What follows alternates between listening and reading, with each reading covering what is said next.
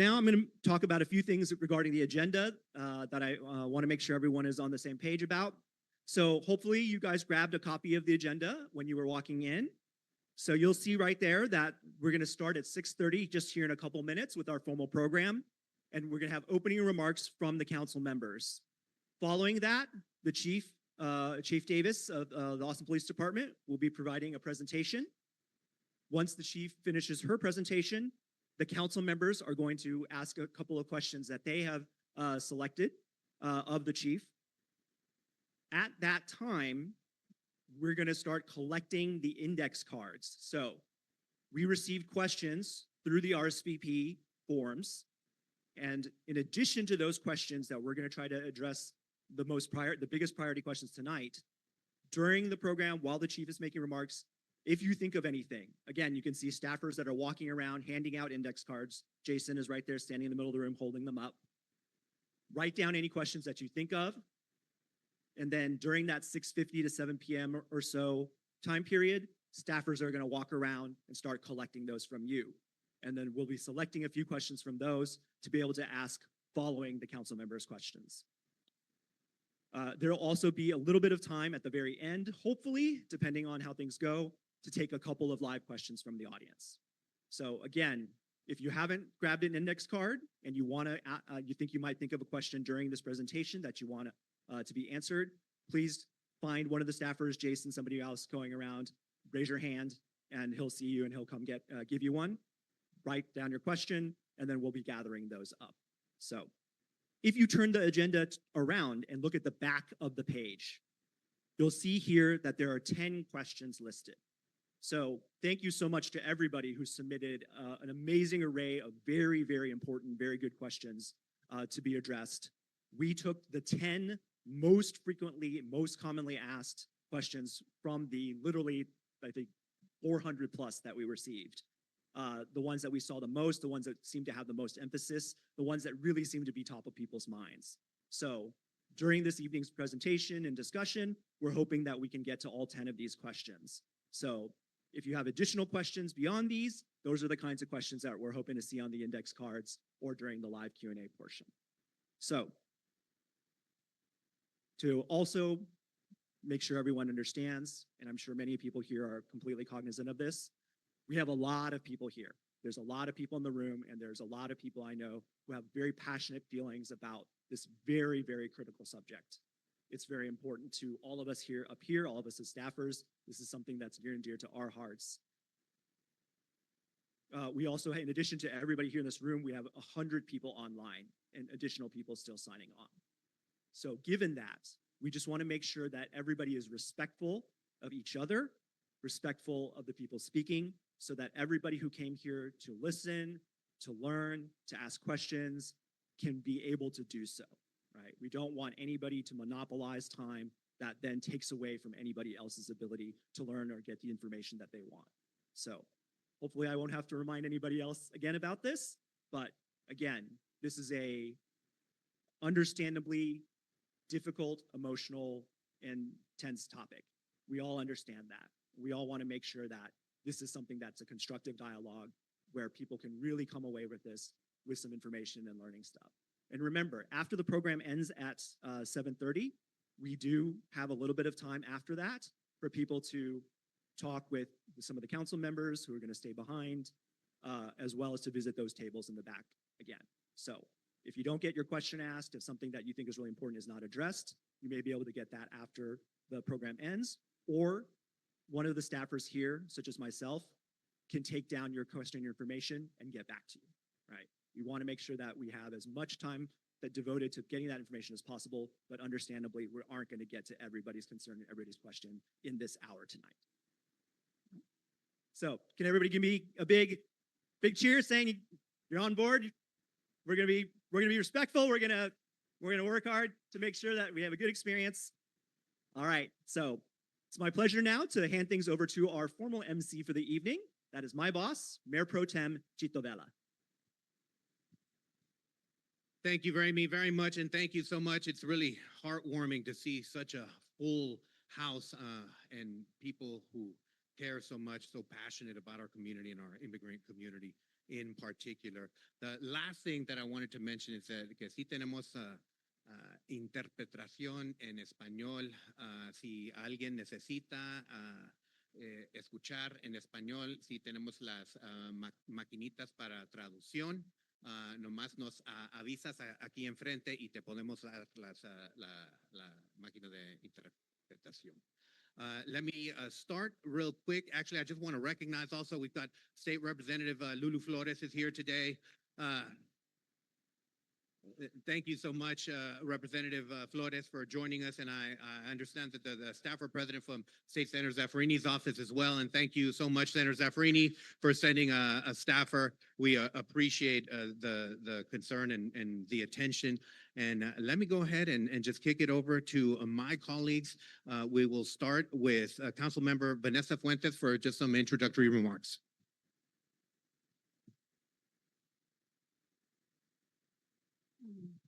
Good evening, everyone. I'm Vanessa Fuentes. I represent District 2 in Southeast Austin and South Austin on City Council. I first want to acknowledge why we're here. I firmly believe that the number one responsibility that I have as a council member is the safety of our community. Right now, we are seeing what is happening by having increased ICE activity in Austin. And for me, real public safety means that when something goes wrong, when you're in danger or when you need to call for help, you can call for help without fear of what's going to happen to you and what's going to happen next. But none of this works without trust. Trust between neighbors, trust between communities and local government, and today, especially, trust between our residents and local law enforcement. Since President Trump has announced his massive deportation effort with a reported goal of deporting 1 million people a year, we have seen a clear escalation of ICE activity in our communities. In fact, just a few weeks ago, I spoke with a small business owner, a legal resident, who told me that she no longer goes out or travels because she's afraid of being detained. I spoke with a mother at a homeless shelter who shared with me that her and her 2 children were living out of their car after her husband had been deported. And just a few months ago, we had a waiter at a local restaurant who overheard a conversation I was having with my team discussing immigration issues, and he quietly asked for help. His colleague had been detained and she hadn't showed up for work in 2 weeks, and they needed to know what could they do. These are real stories of our real neighbors who are experiencing situations with ICE in Austin.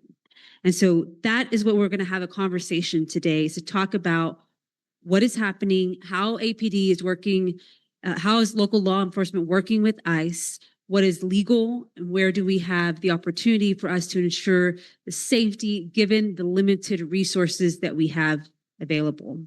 And so I just want to appreciate you all for taking time to join us. I know there's a lot of conversation that we're about to have, and this is really just a continuation of it. You can count on us to continue the conversation with you, because what we know is that we have to take it day by day. There are changes that are happening at the federal level, which is going to require us to act and to ensure that we're addressing the situations properly. Thank you. Thank you very much, Councilmember Fuentes. Councilmember Velasquez, and we are in District 3. Thank you, Mayor Pro Tem.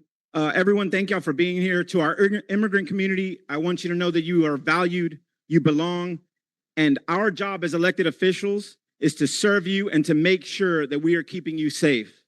Councilwoman Fuentes, Mayor Pro Tem Vela, and I have been working closely with Chief Davis, the Mexican consulate, and numerous advocates and community groups on how to best support you. I have shared before how important it is for every member of our community to feel safe calling 911. We're here so that the community can better understand what the Austin Police Department is doing to keep our entire community safe, regardless of immigration status. Because transparency within our government is absolutely vital, and making sure our immigrant brothers and sisters are safe is paramount. Thank you all so much for being here today. Thank you very much, Councilmember. We're also joined today by Councilmember Ryan Alter. Councilmember Alter, you want to say a few words? Thank you so much. I'll keep it very brief. I am Ryan Alter. I have the privilege of representing South and way Southeast Austin.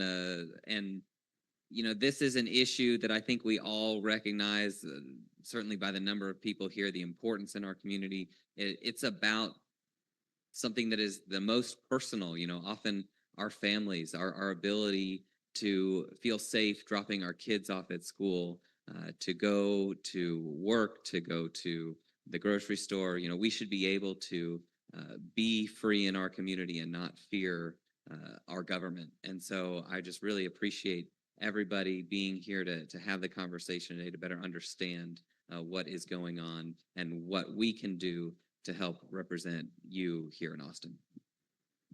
Thank you, Councilmember. Then I'll just say a few words. I come to this issue as a immigration attorney and criminal defense attorney. What I did for decade plus was to defend immigrants that were arrested and then usually had an ICE detainer and then detained by ICE.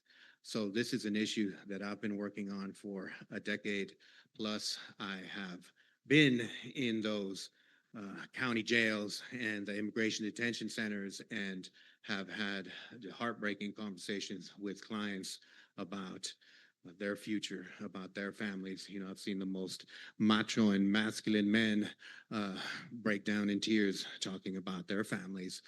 So I know very intimately and very well what's at stake here, what's the situation. I've also, over the last decade plus, seen the laws change in many different ways on immigration, and some negative, and a lot of them, though, especially on the local level, positive. This is the second time we've had to deal with a Trump administration that's hell-bent on attacking immigrants. And this council, then the first Trump era, passed a lot of very good measures designed to minimize deportations here locally, designed to make sure that immigrants in Austin were as safe as they could possibly be. The state of Texas is going the other way, and they are trying to block us at every turn, trying to make sure that we're unable to protect our communities. But we are committed, and I feel like I can speak for the entire dais, and making sure that we are keeping our immigrant community as safe as we possibly can and supporting them in every way we possibly can. Some of the organizations here today, the immigrant serving organizations, receive money from the city, and we will continue to support them to provide legal services to immigrants who are detained, to immigrants who need to legalize their status. We will continue supporting our community in every possible way that we can. With that said, let me go ahead and turn it over to Chief Davis. Chief Davis, come on up, and the floor is yours. Thank you. Okay, thank you all for being here. This is amazing to see this show out. I know that feelings are extremely high, and we are in unprecedented times in this country, and I recognize that. And certainly as a police chief, understand the irony of all this when I'm here trying to ask everyone to trust us, to report crimes to us. It's challenging. I understand that. I'm not going to spend a lot of time up here. I want to get to the questions that you all have and what's on your mind here. But what I can say is the Austin Police Department does not ask immigration status. We do not, when you're responding, there's a lot of things I want to talk about tonight, but a couple of them are, we know we had the incident a few weeks ago with Karen and her 5-year-old daughter. It is tragic. You're absolutely right. It's absolutely tragic. And so when you think about in February of 2025, over 700,000 administrative warrants were put into the system by ICE. And so when you're looking at those administrative warrants, and as an officer and you're running, if I'm running a driver's license and I want to see, a history, those administrative warrants come up and they look exactly like a detainer. And the administrative warrants and the detainers look very much alike. And it also says call ICE, and it gives a phone number to call. So as we move forward and we're answering questions, Senate Bill 4, I can't stand up here as, believe me, I have my own personal feelings and, to stand up here to be able to say, we will not do this, we will not do that. Senate Bill 4 does not allow for that. And so there is a rule of law that I have to follow as the chief of police here in the state of Texas. But what we can do is create policies that assist with that. So it is quite clear that we probably need to move on to questions, Cheeto. So we're going to move on to questions.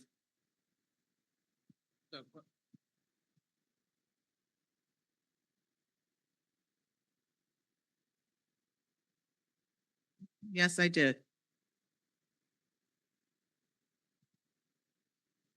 No, I'm not going to finish. It's obvious that we need to get to questions. Testing. So I'm not going to keep talking if Yes. this is, we need to go and get to questions. And thank you. We can go ahead and run into the questions. I do want to, again, I dealt with a lot of these administrative warrants. Folks, please, there's a lot of people here and we all want to participate and we all want to listen. Let's try to be respectful and let's try to talk about this. I think most of us have the same goals, but I just want to talk a little bit about what the police chief was mentioning. And again, I was practicing criminal defense attorney for many, many years, and very familiar with these types of warrant databases. And for years and years, we never saw any kind of warrant from ICE, any kind of administrative warrant. Those are not real warrants. They were not in the database that the police use to arrest people. The traditional warrants, the ones from Travis County or from Williamson County or whatever. Sir, please. Those types of warrants were in that system. This year, in February of this year, in an unprecedented move, the immigration, I started to put those warrants into the traditional system that criminal warrants were in. That confused a lot of folks, a lot of police departments, and I will acknowledge we didn't catch that as soon as we should have. We were slow in reacting to understanding what those warrants were, and changing policies to adapt to the use of those warrants. But that's what we're doing right now, and we want to make sure that those warrants are not executed the way a normal warrant would be in that type of situation. And honestly, to start, Chief Davis, what would, again, assuming I know the new general orders are about to come out relatively soon, what in the future now, when an officer runs into a situation where they're interacting with somebody that has an administrative warrant from ICE, what is APD, that patrol officer, going to do? So when an officer runs into an administrative warrant and they decide to call ICE, and believe me, the majority of officers are not calling ICE on administrative warrants. Senate Bill 4 says we cannot reasonably tell an officer, the city cannot tell an officer that they cannot call ICE. Your job. So at the end of the day, the majority of our officers are not calling. Every day, officers are running into administrative warrants and they do nothing about it. So now when they do decide to do something about it, which is call ICE, that then will raise to the level of a commander. The commander will then take that call, and the commander will make the decision on whether we are going to be waiting for ICE. And I can tell you the priority is not waiting for ICE to respond on a civil detainer. So that will be taken out of the hands of the officer to make that decision. It will rise to the level of a commander who will then, who understands the overall mission of all of the things we have to do with as a police department, all of the different calls for service that are holding that we want to get to, the directed patrol we want to do, the community policing we want to do. And that commander will make that determination that we are not waiting for ICE. Mm-hmm. And thank you, Chief. And I know you talked about, but what is the current general order with regard to asking about immigration status? What is right now when a patrol officer runs into somebody on the street? Are they allowed to ask about immigration status? That's immigration status, and they do not. Mm-hmm. And that policy has been in place for, Yeah, very. Yeah.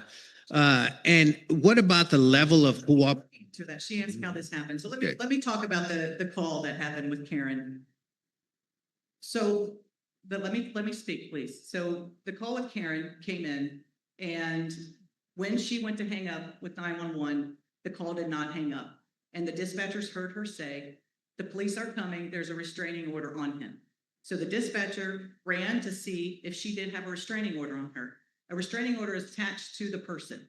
So they ran her through NCIC to see, does she have an active restraining order? There was no active restraining order, but the ICE administrative warrant showed up. So the officers got there. There had been, to the point from October to the time of this call, 29 calls to that residence where officers had responded over a period of 2 months, where there was interactions and conflict going on inside that house. So 29 times officers had responded there. The officers at that point were investigating the crime for abuse of 911 because the crime that was being called in was not found to be, had occurred. So as they're doing that and the officer calls ICE, they say they are going to respond to get her. And within an hour, they did come to remove her. And so that's how that happened. So then as we're going back and we're looking, how did this happen? Where an administrative warrant where ICE responded. And again, this was in February that over 700,000 of these warrants were put into the system. And so that's when we're looking at general orders. Again, officers every single day are running across administrative orders and they're not doing anything about it. Ma'am, go ahead, have a good day. They're not calling ICE. So we needed to put something in general orders to talk about what officers who do decide to call ICE, what that system is. And so putting that into the hands, again, out of their hands, they may call, that's reasonable, that aligned with Senate Bill 4. But, and it's reasonable, again, we have to listen to Senate. As they do. Senate Bill 4, we have to call it and allow officers reasonable. That's it. All right, folks. All right. Look, I'm sorry that we're not saying everything that you want to hear, but we've got to tell you the truth. We've got to explain the legal situation and what we are and aren't allowed to do. So please, Chief, let's talk a little bit about We are trying to be better. That's why we're doing this. Putting this in the hands of a commander is taking that out of the hands of the officer to make those decisions. Chief, let's talk about the SB4 and what it does mean, because one of the requests that we get a lot from the public is that we want to for the APD to not cooperate at all with immigration, to completely ignore immigration.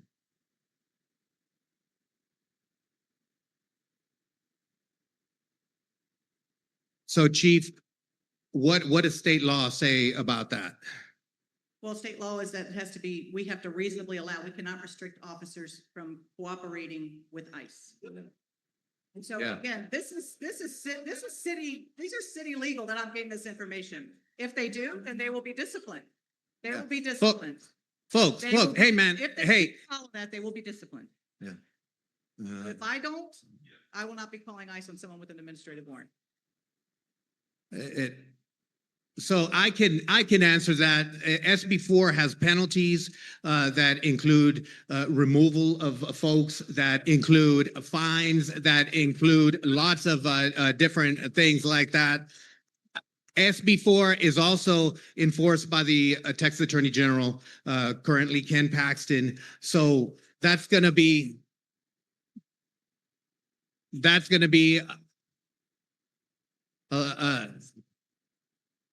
yeah.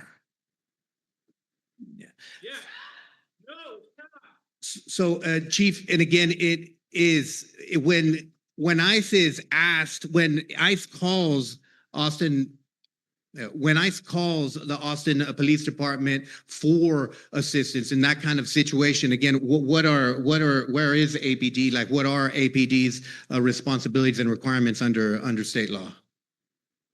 So we don't have, they do not have our radio, so we're not in contact with them via radio.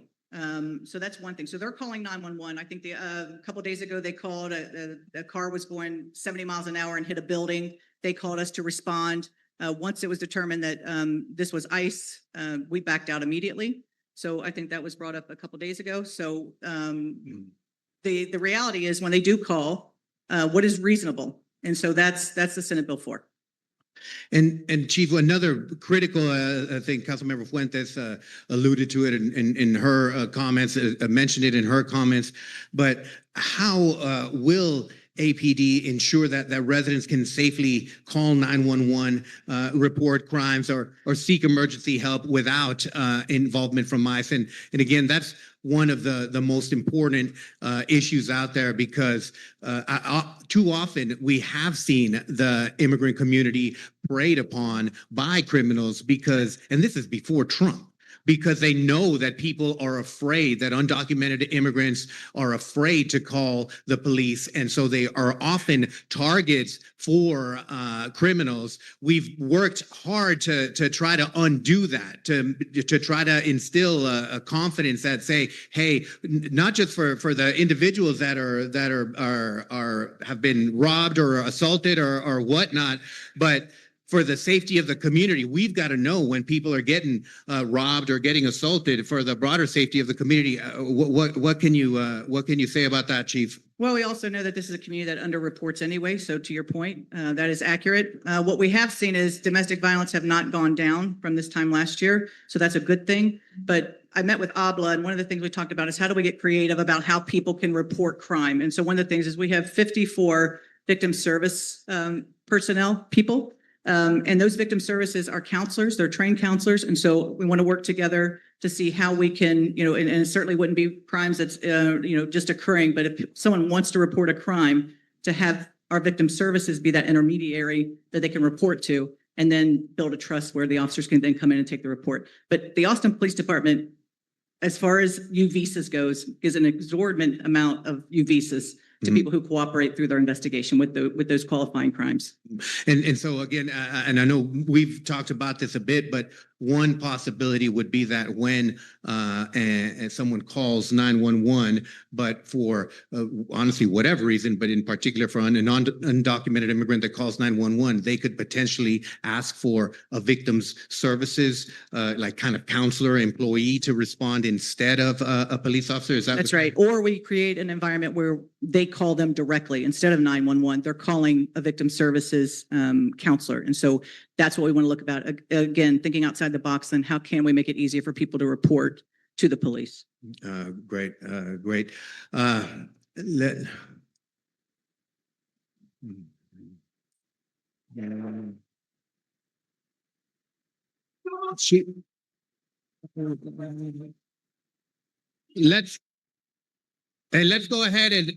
Let's go ahead and move it over to questions from the audience. Let me look at my staff and hold on a second. Let's get some of the cards that were filled out first, and then we'll turn it over to. Hey, everybody, thank you for being here. Just an announcement that we've reached capacity for this space. We're really thankful to the Govalle Elementary for letting us use here. So we are closing the doors due to fire marshal directions. But for anybody who's going to be outside, we are playing the live streaming online. We do have about 200 people online. We also do have Spanish interpretation. So we need to allow the interpreters to hear what folks are saying up here so they can interpret that to folks who are watching that online. So if anybody has any cards, can you please here?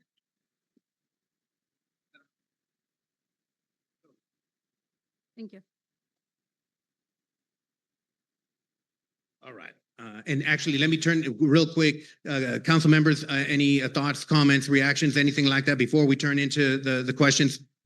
Just one of the questions I wanted our chief to clarify, if you can walk us through what is APD's role when we have ICE raids or ICE enforcement actions? How, because we're seeing videos and situations happen where folks can see APD officers on scene and there's ICE as well. So can you talk us through the distinction of why are they there? What is the requirements around that? Well, we don't do operations with ICE. And like I said, if they're calling for, if it's to block off traffic, those type of things, anything reasonable, we can do that. But we are not responding on operations with ICE and conducting those raids or those operations.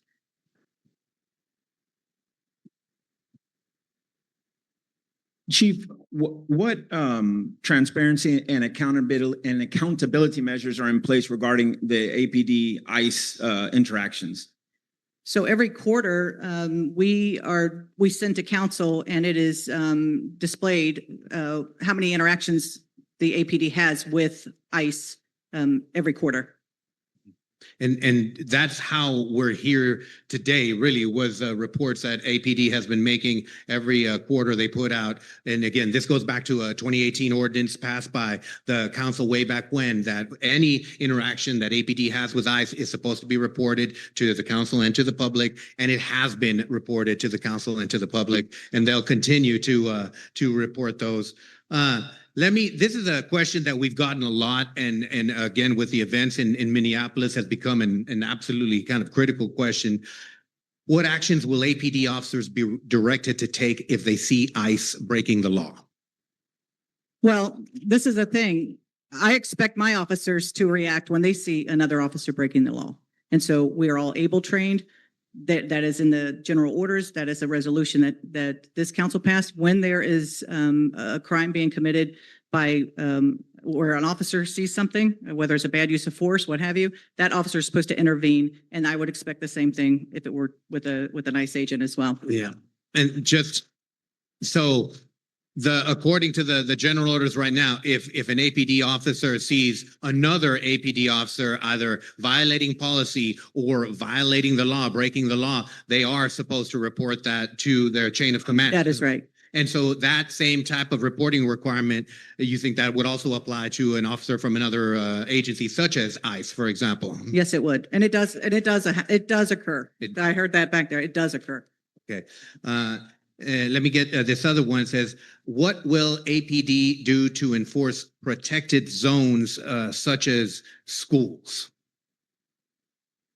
When you look at protective zones in churches, schools, we work closely with AISD and the other school systems throughout Austin that are within Austin. We will come when they call. I trust the schools. I trust AISD. And then when it comes to churches, that is a line as well. They're not going into churches. Yeah, I would love to have a conversation with you after. I'll stick around as long as you want, but if we can let everybody hear, that'd be fantastic. And I want to also say that for many years, honestly, for I think decades, the immigration policy was that they were to avoid sensitive areas such as schools, such as churches, and that was through multiple. Recently, this last year, Trump did away with that policy, and again, the consequences has been absolutely horrible. Okay, let me get to a few more of the questions. I am curious about how the city and APD are working with trusted community organizations that work directly with immigrant families, especially in school settings, to maintain trust at every level. Yeah. What are we doing on that front, Chief? I met recently with Hispanic leaders throughout the city, and that is something that I'm going to continue to do and have that dialogue with them. And again, thinking outside the box on how we can ensure that people are able to call 911, report crimes, and that's going to continue. Great. And you mentioned, and Representative Flores was asking about kind of the implementation of a potential use of victim services folks for emergency call response to help. What do you think about that? I mean, in terms of like, how would that operate? How would that be set up? How do you think someone would call and try to request a victim services officer? So that's what we're working on right now. This is Kachina Clark over here. She is the director of our victim service, and they do a fantastic job. And that is their job, is to be focused on the victim. We've had situations where, I mean, they can be confrontational with the police when they feel like the victim's not getting the services they need. So I think this is the way that we go. And as we start moving forward, it's about how are we setting up a system where, whether it's someone from ABBA, a neighbor that can call this number and have them as a kind of a third-party intermediary that can then get the police involved, file reports that are needed so we can address crime. Yes, ma'am. Exactly. Yeah, and then Representative Flores' comment was make sure that information gets out to the community. And again, this in conversation with Chief Davis was one of the ideas that she put out there of, can we have the first contact for 911 be via a victim services person instead? And we're working on that. Let's get one more off of this list right here. Oh, thank you. Says, please tell us how to keep our community safe while attending events at city sites like the Mexican American Cultural Center. Any thoughts on that, Chief? What are you talking about? Protests and events and gatherings? I think more kind of large events and large gatherings where there's going to be a bunch of folks. I mean, I know just recently in the news, there were talks about that ICE is going to be at the Super Bowl, that ICE is going to be like, and again, it's hard to know what's true and what's not, especially with the current president. Yeah. But what about those kinds of large events? Any thoughts on that? Well, we have our own teams at those large events, and certainly at the Capitol, you're dealing with DPS and you're dealing with state, authority there. But once it's inside the city of Austin, you have our officers there. Our dialogue team is there that do a fantastic job of dialoguing with different groups and to ensure that what they're trying to, their message and their protest is protected. Great. Well, then let's go ahead and open it up to some more questions from the public. Hold on a second. Let me get staff help, and Sobi is going to go ahead and catch people. Y'all raise your hands, and we'll take them one by one. Hello. Okay. If you want to ask a question, I can come over. I don't have anything to do with the jails. That's the sheriff. Question to our chief. Other cities and states are resisting this policy enforcement. Why can't the city of Austin Police Department also resist this? That's our question and our demand. Let me comment on that right quick, Chief, and I'll turn it right back over to you. We've seen major ICE actions in LA, in Minneapolis, and in Chicago. And those are blue states with Democratic governors, with largely pro-immigrant policies. And we have still seen ICE essentially run rampant through those communities, even in a situation where the police department has the full support of the governor. And again, I know I hate to be the bearer of bad news, but just like with my clients, like I have to tell you the truth. I don't want to tell you that we can do something that we're not going to be able to do. And the reality is that APD is not going to be able to combat ICE in the streets. We haven't seen that in any jurisdictions, and we're not going to see that in this jurisdiction. But let me ask you to comment on that, Chief. I think you're absolutely right. I think it is, we live in the state of Texas and we have Senate Bill 4. And to me, it is the best way to manage that. That is to do what I'm doing, which is to put in place areas where I have more people looking at it. I'm looking at commanders that are looking at ICE calling. That is the way that I'm handling this. I'm handling it by being at every protest, ensuring that you have the right to protest. That's what I'm doing. Yeah. And Chief, on that point, could you speak to APD's,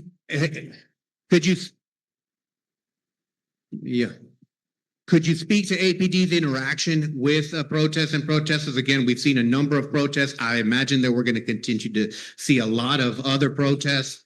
Can you speak to that a bit? Yeah, I sure can. So, peaceful protests, I absolutely support that. We have hundreds of protests throughout the city every year. But if you're jumping on cars or you're damaging property, you will be arrested. That's it. That's absolutely it. And I do want to say that we've had both in the No Kings, we had two very, very large No Kings rallies that, and again, credit to the people of Austin and credit to the police department, but those came off with very, very few arrests. One of them was no arrests and no injuries. And again, I appreciate the police department making sure that those were as peaceful and as controlled and where people got to express themselves and protest their government. So let's go ahead and This question is for Chief Davies. I am currently a public defender at the Travis County Public Defender's Office. I previously was both a prosecutor and a criminal defense attorney within the military.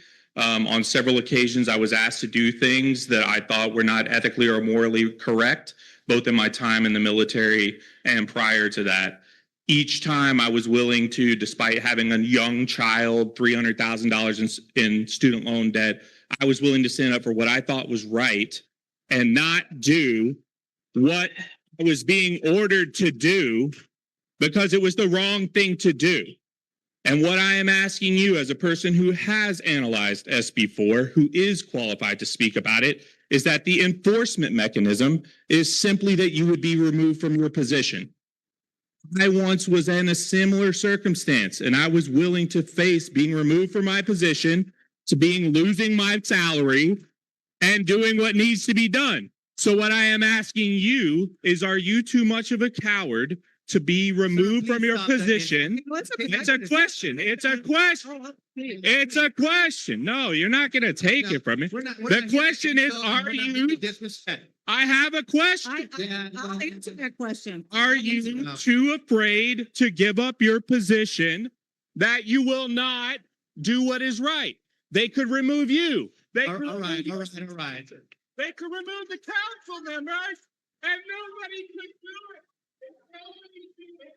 What gets done? And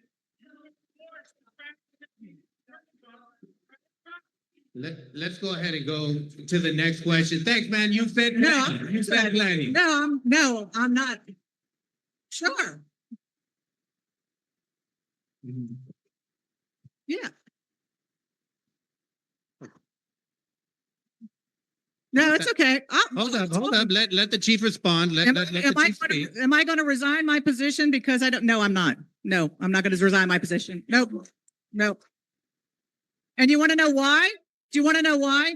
Because what I'm doing here and putting these policies in place, and I'm leading an agency that does not ask immigration status, that does, when you look at the number of times that we do where ICE responds, whether it's through a detainer, where we have to respond, a criminal, you know that, a criminal warrant, where we are responding, versus the administrative warrant, these are very small percentage of that. And even though one is too much, I am the person to help this department realize they cannot call, and they will do it.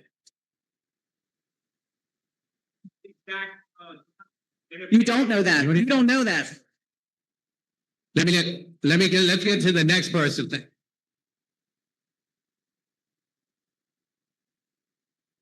If administrative warrants are not real warrants, then why are those being taken into account by Austin Police Department? I have a second question. I live past 130, and too often I see Austin Police Department hanging out there in the shadows. If we have so many emergency calls that go unanswered, what are they doing hanging out over there?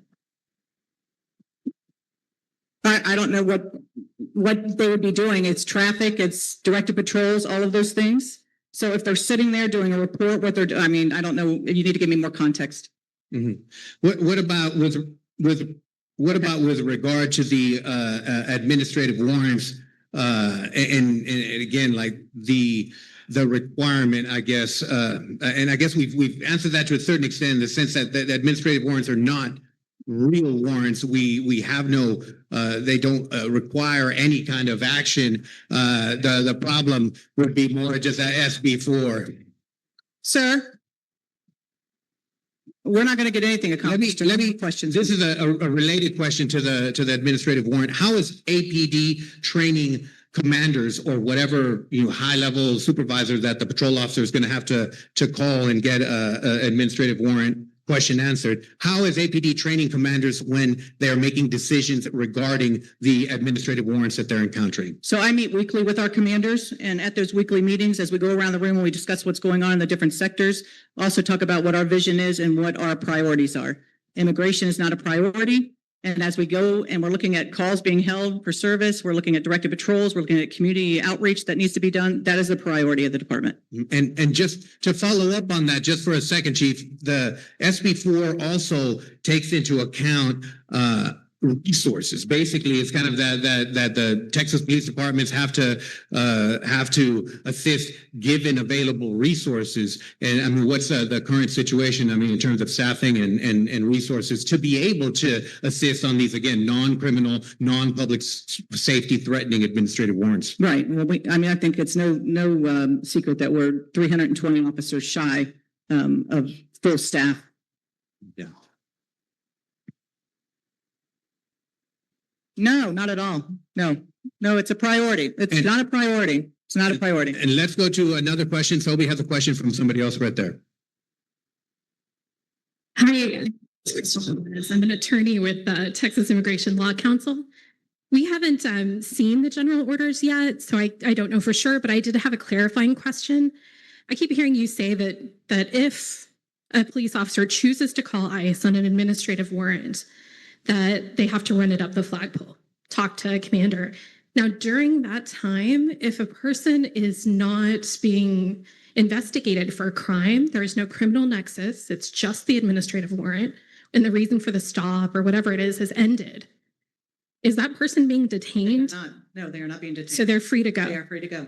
That's right. Will an officer be affirmatively telling that And so person? that's one of the things when we're talking about this general order and we're talking about the way thinking outside the box on how we can handle this, it is something we're thinking about. Do we hand out a card that says these are your rights here? So those are things that we are considering. Mhm. And that's a really good question because the administrative warrants don't give the authority to detain. And I appreciate that clarification, Chief, that when there is an administrative warrant, there is no legal authority to detain and that No. person is free to go.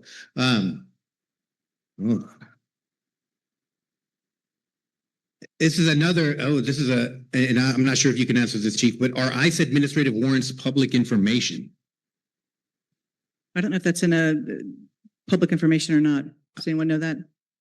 If it's in the NCIC, I think it's confidential. that's confidential. I don't know if you would, a detainer, but because it's a civil, Yeah. it's probably not a public. Yeah, detainers are public. You can request the detainers from the Travis County Jail where the detainers are filed, but I think administrative warrants, I mean, even in the immigration context, they were not public. And just because they go into the NCIC, I think they would still be private as protected criminal information in the NCIC. Council member, I'm going to take one here and then I'm going to move to that side because I see hands raised. So I'm going to take one on this side and then I'm going to go that way. So I do see y'all. I'll be over there. I wanted to ask about the agreements that the Trump administration is sending to law enforcement to sign, which falls under the Sheriff's Department 287G. Are you all, as representatives and chief and members, attorneys, influencing to have the sheriff not sign those agreements? I mean, let me speak on my behalf. I know that there is a 287G agreement required again by the state of Texas pending with the Travis County. Honestly, I don't know what the status of that is, and I don't know what the scope of it is either. My understanding of that is that the mildest version of the 287G agreement would just require the Travis County to essentially do what they do right now, which is honor the detainers, to basically kind of continue. But honestly, I'm not that familiar with the new version of the 287G agreements that the state is requiring.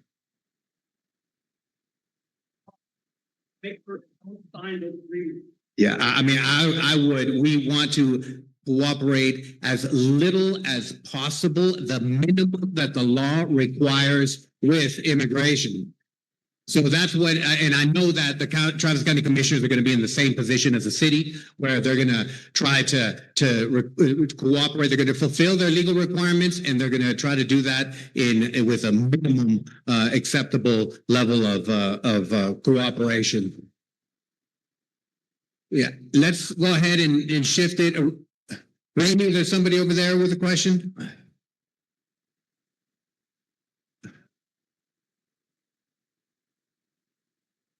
Wait. Your officer got confused. Confused on administrative warrant, which is a known fact. Yeah. It's not a legal warrant. It is not signed by a judge. Private businesses, individual citizens are having to train themselves off of a quick Google search with an infographic as to the difference between an administrative warrant and an actual real warrant signed by a judge. Supposedly, a police officer is trained on the law to uphold it. I am confused as to how y'all could not understand the difference and why your people were not trained, why they still don't understand, why they would still be thinking, well, let me call this number because it says it. When it should be trained as administrative warrants, ignore it, just like every business, every individual, every citizen has to learn what this is because they have to prevent people from breaking down their door and stealing their neighbors and their children and their loved ones and their coworkers. How could y'all, who it is your job, not know enough but expect us? And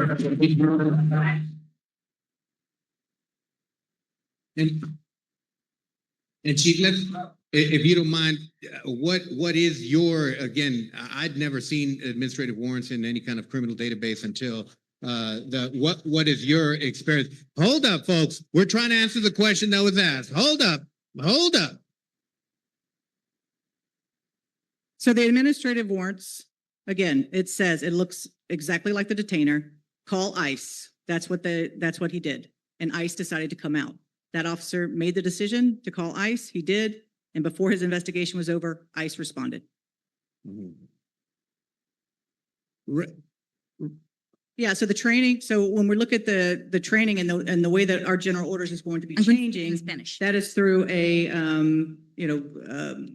training bulletin, roll call show ups where we're talking about this, the commanders pushing this information down as well. So the information is out to the officers now. That is a policy that has changed. Even though we're working on the general orders and the changes there, that was in effect immediately after this incident. And so now when that does occur, they're called up to a commander. Great. Ravi, there's a question in the back over there. Esto es 287G, sí o sí. Porque ustedes van a trabajar primero, no confío en la policía, primero.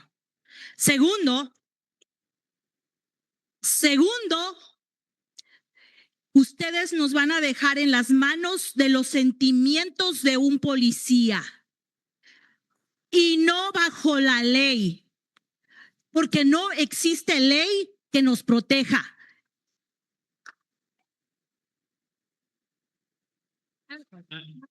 Let me respond to that right quick. And there's the last part of that where she says that there is no law that protects us. And that unfortunately is a harsh reality in Texas right now. Thank you.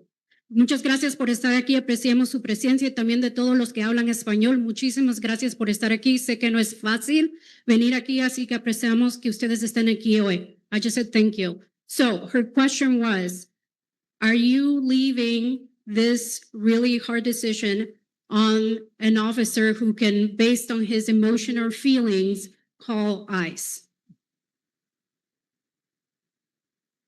Yeah, so I think that the answer is, as we're changing those general orders, no, we're taking it out of the officer's hands if they call on that. Again, those administrative those are not detainers. We cannot detain someone on those. If there's a criminal nexus there with that, and we're calling them, that will still be brought up to a commander. It is being taken out of that officer's hands. Thank you, Chief. It's in charge. Yes, it is. Thanks, Chief. Do we have the question was about discipline? Have the mic. We cannot hear your question. There are 200 people online. I know that we cannot get to everyone. We have a mic back there, so please allow folks to ask their questions. Thank you. I have a follow-up question to something that was asked earlier about when someone is no longer under investigation, if they've been pulled over, if they'll have the right to leave. And it's something that you said that you're looking into an affirmative, but will you commit tonight to working with community organizations to create something akin to Miranda rights that are read to people who are no longer under legal detainment by APD, informing them in whatever language they speak that the officer is following procedure related to an administrative warrant and will likely be calling ICE, but that the person is free to leave? Will you make a commitment to work with community organizations to do that? I'm going to make a commitment that I will sit down with every one of you. I will sit down with anybody and talk about what this can look like. Yes. Yeah, that's a great question, and I agree with it in the sense that administrative warrants are not legal authority to detain, and someone that even in a situation where the officer wants to enforce an administrative warrant, they do not under, again, my individual thoughts on the matter, don't have the legal authority to detain someone. I just do want to mention that that can change in the next Texas legislature. And that is a great fear of mine, is just like detainers used to be kind of a county by county decision where it was really kind of sheriff by sheriff decides which detainers they honor and which detainers they didn't. Then the Texas legislature stepped in and said, you're honoring all detainers. And that was SB4 in 2017. My fear is that the legislature could potentially step in and do the same with administrative warrants. Again, that's to be determined, but. And I did answer it. I did answer that. You said plenty. I did answer that. Yes, I will sit down. I will sit down with everybody that has to come to. Yes, I will sit down and I will collaborate with everybody when it comes to everyone's rights. Of course, I hold officers accountable. Of course, I do. Hi, excuse me. It can no longer be denied that this country and even this world is being run by a ring of pedophiles who are clearly corrupted by financial interests. They're making money off of these detention centers. How are you ensuring human rights and dignity is upheld? Police officers swear a solemn oath to uphold the Constitution and protect the community, pledging never to betray their badge or character. How are you addressing the Epstein files? We're gonna, that's kind of outside the scope of what we're talking about here. So let's go ahead. We're getting to the end of this. Let's take, how about 2 more questions from the public? I see the mic out there.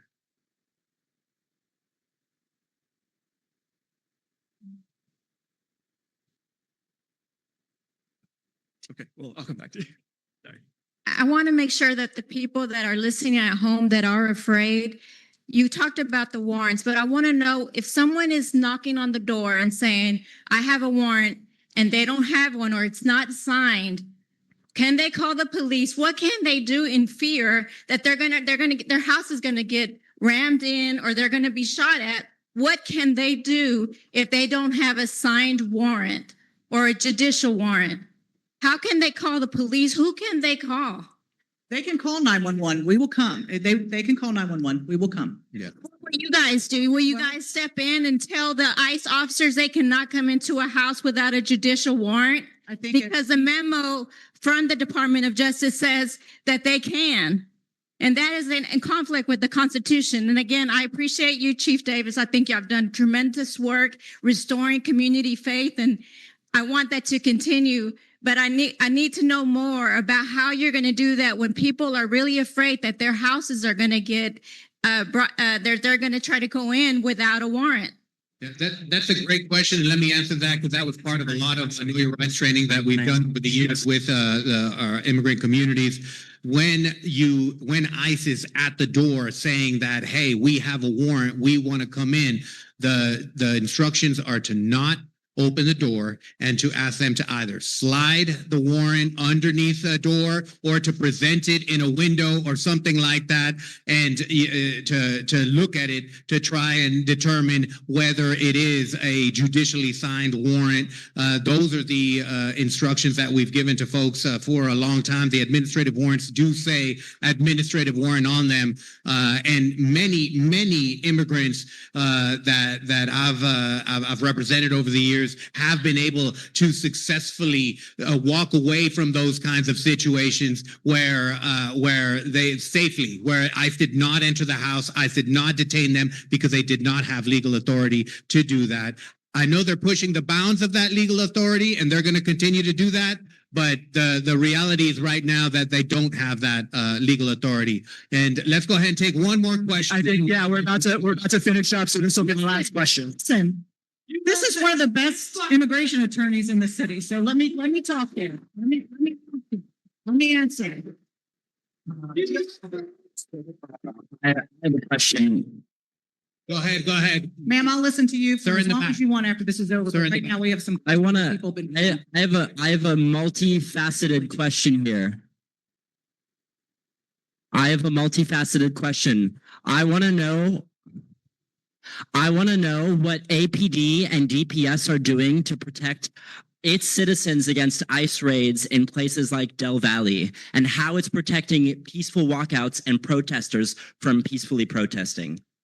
Well, you're talking about DPS. I don't know what they're doing as far as with ICE. That's DPS. What APD is, I can speak to that. And what AISD is doing with their students, I just met with AISD yesterday. We have a monthly meeting with them. We talked about their walkouts. They have several planned throughout this month. So we are in coordination with them. If we have to help with traffic, we'll do those things. So we are in coordination with AISD as well. And let me add to that, that I really appreciate AISD police. I thought they did a great job with the walkouts, protecting the kids. They were trying to close streets to traffic and just making sure that the kids were safe and that they were able to exercise their First Amendment rights. And I'm very proud of the school district and of the AISD Police Department. All right. With that, we've hit to 7:30. I just want to thank everybody for coming out, and I want to thank the chief for coming out and answering a lot of tough questions and taking a lot of heat. I think she's done a great job. Well, listen, I'm not going anywhere. I will be here to answer more questions. So I'll be here with you guys. Thank y'all very much for coming, and we'll be sticking around for a bit too to talk to y'all and answer any questions. Thank you. Again, just a reminder, we got tables in the back with legal organizations like American Gateway, Texas Civil Rights Project, Catholic Charities. Please check them out. We do have to completely clear this space by 8:30. So just keep in mind, we are going to start probably having to do some packing up work and things like that around folks. 8 o'clock. 8 o'clock. I apologize. 8 o'clock.